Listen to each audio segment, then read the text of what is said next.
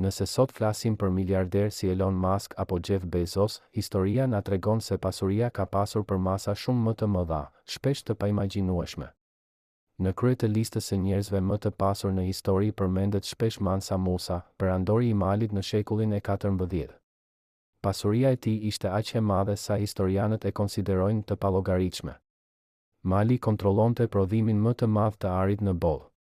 Gjatë pelegrinazhit të tij në Mekë në vitin 1324, Musa shpërndau aq shumë ar në Egjipt, sa thuhet se shkaktoi inflacion që zgjati vite.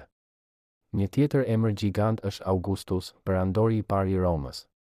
Ai kontrollonte personalisht një pjesë të konsiderueshme të ekonomisë së perandorisë romake, që në atë kohë përbënte rreth 30% të ekonomisë botërore.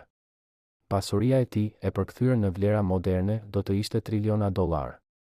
Në Azinë e shekujve të mesjetës, përmendet Shenzong of Song, perandor i dinastisë Song në Kinë. Gjatë sundimit të tij, ekonomia kineze ishte ndër më të fuqishmet në botë, duke përfaqësuar një pjesë të madhe të prodhimit global. Pasuria e kurorës ishte kolosale. Në epokën moderne, ndër më të pasurit përmendet John Rockefeller, themeluesi i Standard Oil. Në fillim të shekullit 20, ai kontrollonte rreth 90% të rafinerive të naftës në SHB. Në kulmin e pasurisë së tij, ai zotëronte rreth 5% të ekonomisë amerikane, një përqindje e jashtëzakonshme edhe për standardet e sotme. Një figurë më pak e njohur për publikun e gjerë është Jakob Fugger, bankier gjerman i shekullit të 16. Ai financonte perandor dhe mbretër europian dhe konsiderohet si njeriu më i pasur i rilindjes. Por krahasimi i pasurisë në kohë të ndryshme është i vështirë.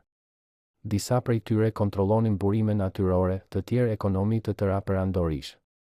Në shumë raste, pasuria nuk ishte vetëm para, ishte pushtet absolut.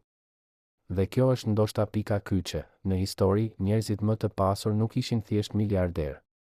Ata ishin sundimtarë që kontrollonin arin, tokën, tregtinë dhe fatet e miliona njerëzve. Në fund, pyetja mbetet, kush ishte vërtet më i pasuri? Ndoshta jo ai që kishte më shumë para, por ai që kishte më shumë pushtet mbi botën e kohës së tij.